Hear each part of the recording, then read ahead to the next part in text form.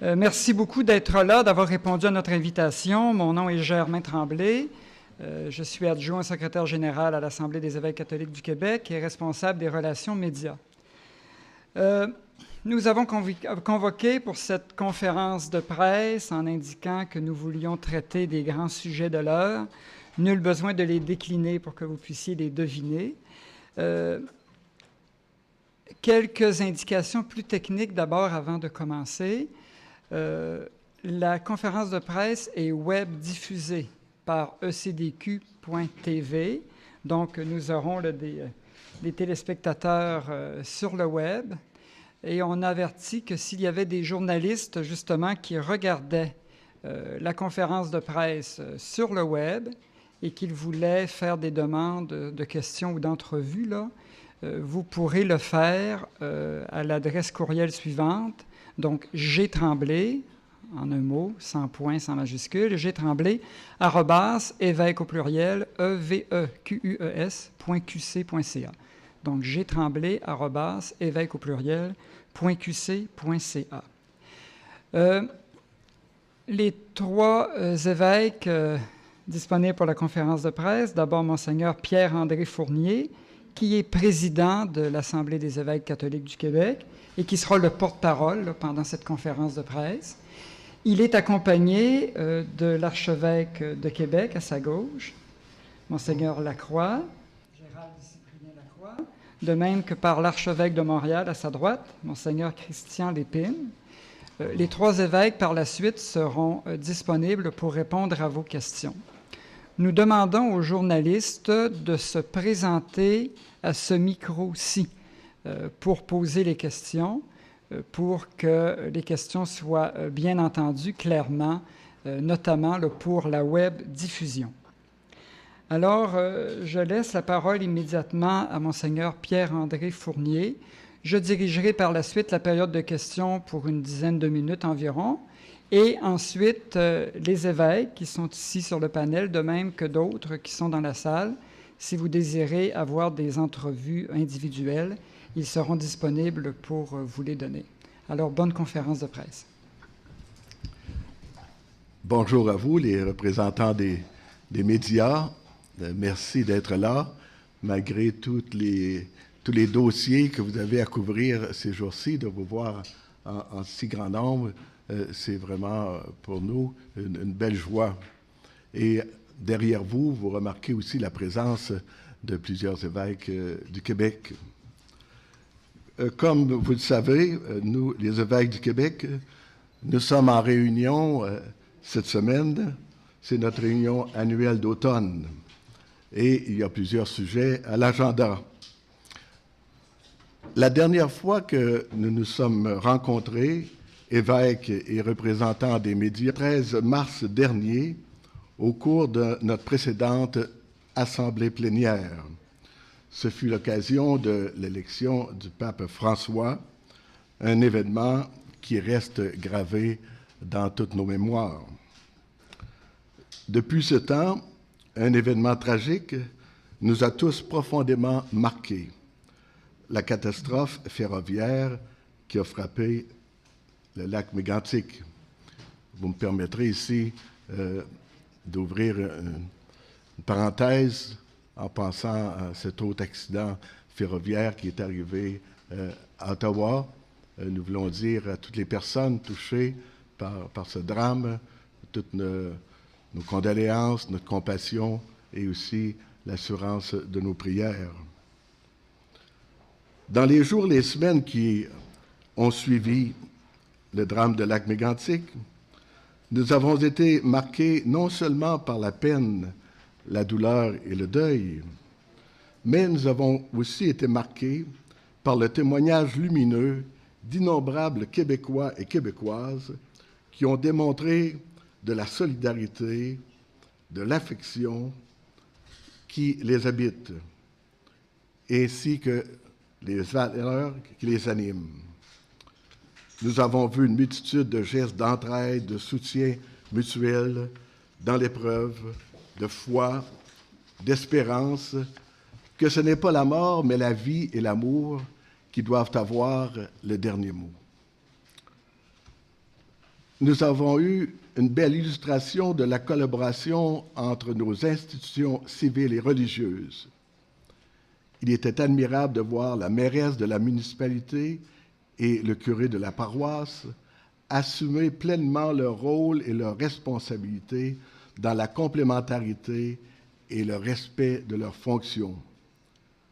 Comme c'est édifiant de voir les secouristes de la Croix-Rouge, les policiers, les pompiers, les intervenants de tous azimuts et les nombreux bénévoles du Lac-Mégantic et d'ailleurs unis dans la créativité. C'est comme si tout le Québec voulait être présent et apporter son secours. Je pense aussi à la communauté chrétienne de Lac-Mégantic qui a offert une écoute attentive, un lieu permanent d'accueil et de recueillement à l'Église. Je pense aux cloches qui ont tinté 47 fois et à la messe commémorative à couleur locale et avec ses symboles de foi en la transcendance de la vie. En ce moment de notre histoire où nous voulons tenir compte de notre passé pour discerner ensemble des chemins d'avenir, l'événement de Lac-Mégantic nous rejoint et nous éclaire. Pour présenter le message pastoral de l'Assemblée des évêques catholiques du Québec, intitulé « Catholiques dans un Québec pluraliste », j'écrivais ceci.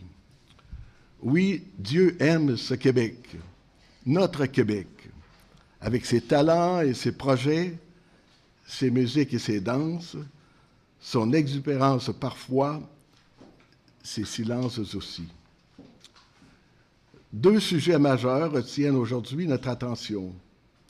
Le projet de loi 52 sur l'euthanasie, qui est présenté comme aide médicale à mourir, et les orientations gouvernementales en matière d'encadrement des demandes d'accommodement religieux, d'affirmation des valeurs de la société québécoise, ainsi que du caractère laïque des institutions de l'État.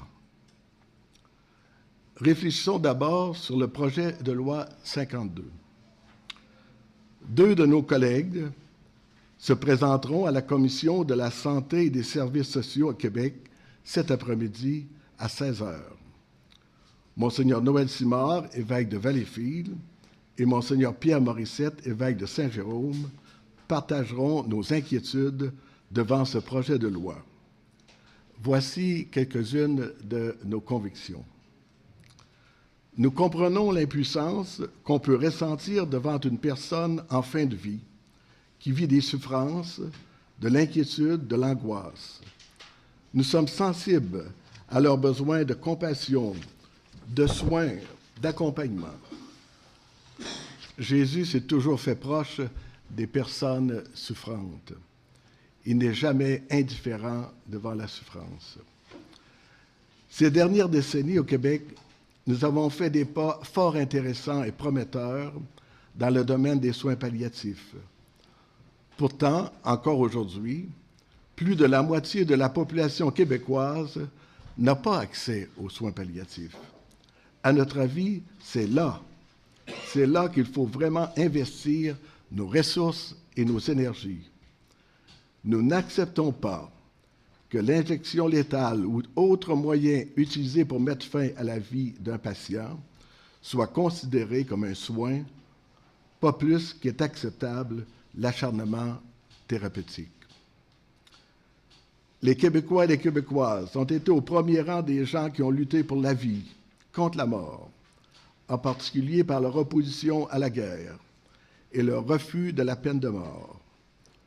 Nous avons toujours compté sur nos médecins, nos infirmières et le personnel médical pour prendre soin de nous, de nos malades, pour soulager, pour soigner, pour guérir, jamais pour donner la mort.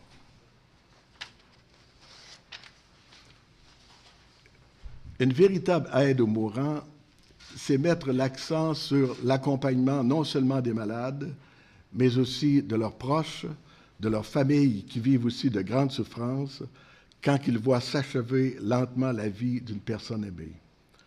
Ce débat arrive à un moment de notre histoire où le vieillissement de la population du Québec présente des défis de taille. Il sera nécessaire de donner toute la formation et tout l'appui nécessaire au personnel soignant qui œuvre en soins de fin de vie. Voilà pourquoi nous sommes contre le projet de loi 52 sur l'euthanasie.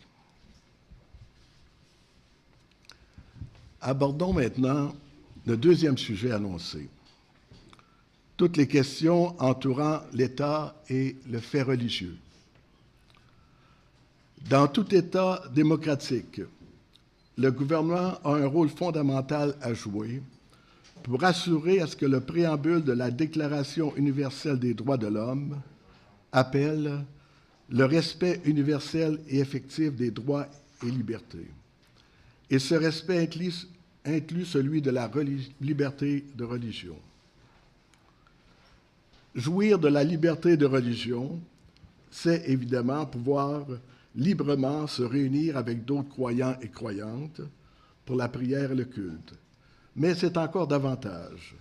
D'après la Déclaration universelle, le droit à la liberté de pensée, de conscience et de religion implique la liberté de manifester sa religion ou sa conviction, seul ou en commun, tant en public qu'en privé. C'est l'article 18. Il s'agit là, il faut le noter, d'un droit fondamental et non d'une concession ou d'un privilège que les États accorderaient à leurs citoyens et citoyennes. Il nous apparaît raisonnable de vouloir un État laïque. Jésus n'a pas hésité à affirmer « Rendez à César ce qui est à César et à Dieu ce qui est à Dieu ». Toutefois, s'il est vrai que l'État est laïque, la société, elle est pluraliste. Sur le plan spirituel et religieux, les gens sont libres de croire ou de ne pas croire, pas de religion officielle, mais pas d'athéisme officiel non plus. C'est ça la véritable neutralité. L'État respecte ce que les gens vivent et expriment. S'il est vraiment neutre, l'État va même prendre des mesures pour s'assurer que les gens peuvent vivre leur foi ou leur incroyance et l'exprimer librement. La neutralité et la laïcité n'existent pas pour restreindre, dis-je, le développement des religions, mais pour créer un milieu où chaque personne jouit effectivement de la liberté de conscience et de religion. Notre attente, nous, c'est que cette laïcité et neutralité soit vraiment mieux définie et ne laisse pas une porte ouverte à toutes sortes d'interprétations. Et on voit comment actuellement les réactions vont dans toutes les directions.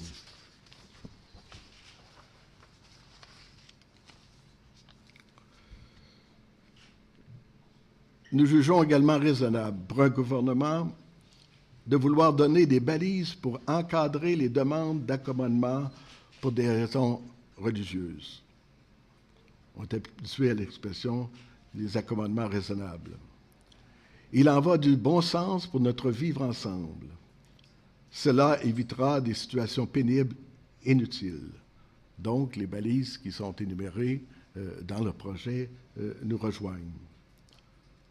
Sauf quelques exceptions, peut-être déterminées par le gouvernement, il ne nous apparaît pas nécessaire de restreindre les employés des services publics dans le port des signes religieux. Ce qui importe d'abord pour les personnes en service public, c'est leur compétence, leur accueil, leur respect. Le débat entourant ces questions importantes a déjà causé beaucoup de fractures dans notre société québécoise. Ne serait-il pas bon de penser à notre avenir en maintenant un niveau de dialogue confiant et serein? Notre Québec arrive à une nouvelle étape de son histoire. Une étape où il doit relever des défis dans un monde de plus en plus diversifié, où les différences de convictions et de croyances doivent favoriser notre développement collectif. Nous, les évêques catholiques du Québec, sommes heureux. Nous sommes heureux de participer à ce débat de société et d'apporter notre contribution au devenir du Québec. Alors voilà maintenant venu le temps des questions. Donc, comme je vous demandais, s'il vous plaît, vous présentez au micro ici à ma droite. Je vous demanderai de vous nommer, de nommer votre média, de dire à qui la question s'adresse et de poser clairement votre question. Oui, madame. Vallée, TVA Nouvelle à Trois-Rivières. Première question pour Monseigneur Fournier. Si je comprends bien, donc, la position des évêques, vous n'êtes pas contre la Charte des valeurs québécoises. Par contre, le point qui vous chicote le plus, c'est celui des signes religieux ostentatoires. D'abord, l'expression « Charte des valeurs québécoises », c'est un changement dans une charte qui est déjà là. Alors, on se pose même des questions sur, en particulier, les valeurs québécoises. Une hiérarchie des valeurs québécoises. Je viens de nommer, par exemple, la coopération, l'entraide, hein, tout le système coopératif au Québec qui est extrêmement important. Bon, où on arrête la définition des valeurs québécoises, là aussi, ça nous pose question. Et comment on peut en arriver à insérer ça à l'intérieur de la Charte des droits et libertés? Je pense qu'il y a une réflexion à continuer de ce côté-là. Et je pense que ça fait partie de l'imbroglio dans lequel tout le monde est, avec des enjeux à différents niveaux, une charte, des valeurs, des règlements. Et ça, je pense qu'on a besoin de clarification. Et donc, vous n'êtes pas pour ou contre, vous voulez qu'on clarifie? Clarifie les choses. Deuxième petite question pour l'archevêque de Québec. Il y a un procès qui retient beaucoup l'attention présentement dans les médias, les pères rédemptoristes. Je voulais savoir si l'Assemblée, vous vous prononciez là, sur ce qui se passe en ce moment. Non, nous n'avons pas à nous prononcer sur cette situation précise, dans le sens que c'est une communauté religieuse qui doit faire face à ces accusations des personnes de cette communauté. Bien sûr, nous sommes touchés, affectés par les témoignages que nous relatent les médias. Chaque fois qu'un enfant ou qu'un jeune, qu'une personne est agressée, de quelque façon que ce soit, c'est inacceptable et ça doit être dénoncé. Évidemment, nous n'avons pas à nous ingérer dans ce procès. C'est la communauté religieuse en question qui doit faire face et nous laissons au système de justice faire son travail. Par contre, nous nous sommes déjà prononcés souvent, nous les évêques du Québec et du Canada, et plus particulièrement ces dernières 25 années, pour établir chez nous des protocoles d'accompagnement, d'accueil, pour faire en sorte que plus jamais on taise ou qu'on n'accueille pas une personne souffrante. Alors, nous avons dans nos diocèses des personnes, des comités qui accueillent des plaintes, qui vont aider les personnes, autant les personnes qui sont des présumées victimes que des personnes qui sont des présumés agresseurs, pour les accompagner, pour offrir les thérapies, le soutien nécessaire. Merci beaucoup. Oui, monsieur. Oui, bonjour, Mathieu Papillon de Radio-Canada. Monseigneur Fournier, le ministre Drainville l'invoquait notamment pour justifier sa Charte des valeurs. Il disait, bon, elle est finie l'époque où, dans les écoles, dans les hôpitaux, les gens portaient l'habillement traditionnel catholique. Donc, il justifiait ça en disant, faut peut-être pas faire deux poids, deux mesures, là, je paraphrase. Pour vous, c'est pas un argument valide, ça? Pour justement justifier cette interdiction de port de symboles, de signes ostentatoires? Bon, vous en arrivez avec toute une question qui porte sur l'histoire du Québec. Pour nous, il semble, après avoir échangé entre nous, que vraiment, lorsque, au moment du concile, certaines communautés ont changé le costume, ça n'a pas été à la demande des écoles ou du gouvernement, c'était vraiment parce que c'était une manière de faire de ce moment-là et non pas une obligation. Pour ma part, moi, j'ai été dans une polyvalente où il y a des religieuses qui ont changé de costume, ont pris un costume plus civil. D'autres ont gardé leur costume pendant un certain temps. Mais ce n'était pas pour s'adapter au monde et tout. C'était vraiment à l'occasion des grands changements du Concile. Mais vous considérez-vous présentement, il y a certaines religions qui sont avantageuses dans la mesure où, par exemple, présentement, on permet le port du voile islamique? Est-ce que pour vous, ça pose problème? Est-ce que ces gens-là s'affichent peut-être plus que certains catholiques pour l'instant? Est-ce que ça pourrait poser problème? Pour ma part, ça ne me cause pas problème. Parce que même pour les catholiques, il y a beaucoup de signes qu'on peut porter. Les gens pensent à la croix, mais plus il va y avoir, d'après moi, plus il va y avoir d'opposition, plus il va se présenter des signes. Parce que nous, on a les médailles de la Vierge. Les chrétiens, au début, lorsqu'ils étaient persécutés, portaient un poisson. En grec, qui veut dire ictus, Jésus-Christ, Fils de Dieu, Sauveur du monde, etc. Il y a beaucoup de façons. Alors, plus tu essaies de sauver une identité en éloignant les autres, plus tu crées des ghettos à l'extérieur. Et ça vaut à la fois pour l'Église également. Notre vision de l'Église, c'est une Église qui se veut ouverte à tout le monde et qui veut aller vers les autres. À tous les jours, on demande à nos gens, entre autres dans le document qui vous a été remis ou qui sera remis, catholique dans un monde pluraliste, il y a une invitation aux chrétiens et chrétiennes d'aller dans le monde politique, d'aller dans le monde social, de s'engager. On ne veut pas d'une Église qui est refermée sur elle-même, parce que là, c'est encore... c'est pas ce qu'est l'Église, et tu n'avances pas.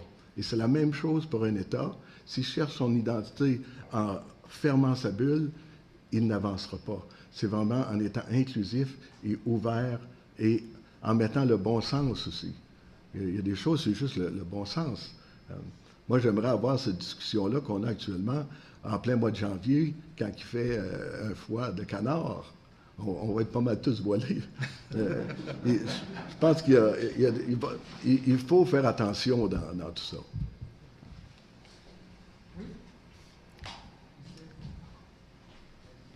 Oui, Mathieu Max Gessler, journaliste à l'Écho de Trois-Rivières. Ma question va être pour Monseigneur Fournier. Bon, vous le disiez tout à l'heure, vous n'êtes pas contre à ce qu'on reconnaisse que l'État québécois soit laïque. Mais à partir du moment où il y a des gens qui peuvent effectivement, vous le disiez, pratiquer en public ou en privé leur droit de pratiquer leur religion et d'afficher leur religion, mais à partir du moment où ces gens-là travaillent pour l'État québécois, donc en quelque sorte représentent l'État québécois, est-ce qu'il n'y a pas un peu une situation conflictuelle selon vous? Selon moi, non. Sauf quelques cas d'exception, ce sera au gouvernement à les définir.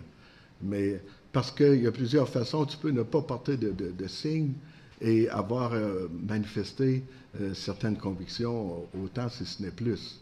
Alors, on voit beaucoup de pays, il s'agit d'aller un peu partout, où c'est même agréable de marcher, de voir les gens avec des costumes, des manières de se vêtir différemment. Ça fait partie de la mondialisation, ça fait partie du monde moderne. Mais on n'interdit pas aux gens dans la rue, monsieur, madame, tout le monde, de porter des signes religieux, c'est vraiment au niveau de l'État.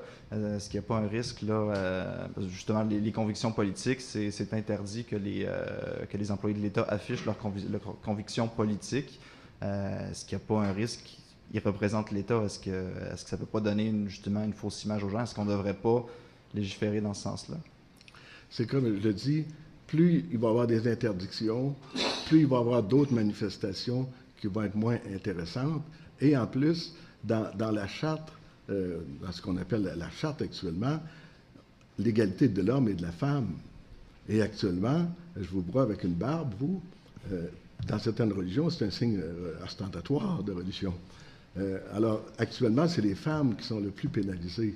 Et d'ailleurs, il s'agit d'écouter les femmes, non seulement musulmanes, mais les autres, comment ils disent, avec cette manière de faire-là, c'est vraiment les femmes qui vont rester à la maison et qui ne s'intégreront pas et n'intégreront pas non plus les enfants. Alors, au niveau de l'immigration, c'est très sérieux. Dernière petite question sur le projet de loi 52. Bon, vous dites le personnel de santé n'a pas à... On ne peut pas considérer comme un soin de santé le fait de donner la mort, mais on ne peut pas non plus encourager l'acharnement thérapeutique. À ce moment-là, sachant que ce n'est pas tout le monde qui a accès à des soins palliatifs, comment est-ce qu'on fait pour éviter que les gens souffrent inutilement? Il faut vraiment... Si vous lisez entre les lignes ce qu'on a dit tout à l'heure, nous sommes à un moment où le vieillissement de la population au Québec, on vieillit tout le temps, là, mais l'âge est beaucoup plus élevé qu'auparavant. Et on a eu des rapports encore pendant notre rencontre, là, qui montrent vraiment des changements extrêmes dans les strates d'âge, de santé. Alors, ça veut dire que l'État doit vraiment mettre ses énergies et ses ressources de ce côté-là. Et un État doit toujours prendre soin de ses plus pauvres en premier. Et actuellement, ces personnes-là sont parmi les plus pauvres dans notre société. Et si on fait attention, nous, on est convaincus qu'on peut accompagner ces personnes-là.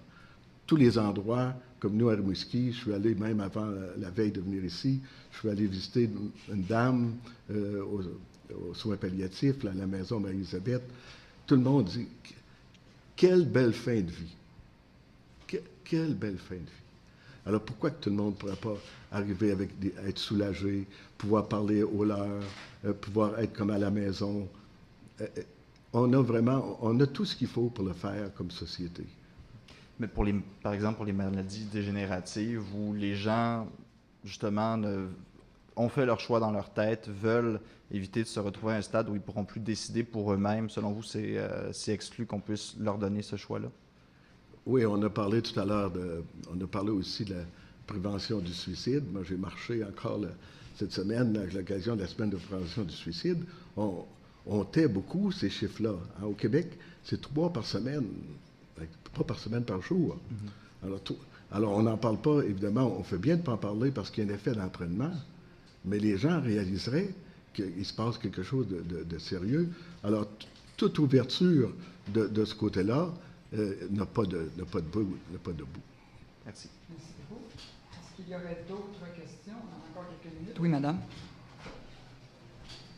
Pour continuer un peu sur une question qui a été posée tout à l'heure, pourquoi ne pas être intervenu rapidement lorsque le ministre Drainville prétendait qu'il ne demandait pas plus aux gens de d'autres religions que ce qu'on avait demandé à nos communautés religieuses au moment où il y a eu une grande réforme dans l'éducation, alors qu'on savait qu'il réécrivait l'histoire?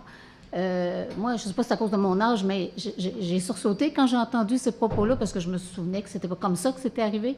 Or, personne n'a levé la main de votre côté. J'ai vu quelques chroniqueurs établir les faits, mais personne n'a levé la main pour dire, écoutez, c'est pas comme ça que ça s'est passé. Et c'est un des arguments principaux de M. Drainville. Vous comprenez pas ma question? Je la comprends très bien. Je ne veux pas non plus entrer dans le domaine trop politique, mais je dois vous dire qu'il y a des avis qui ont été donnés au gouvernement à ce sujet-là. Ah oui? Oui. Des avis? Oui. Pouvez-vous élaborer un petit peu? J'aime mieux pas. Mais les choses ont été dites clairement. D'accord, merci.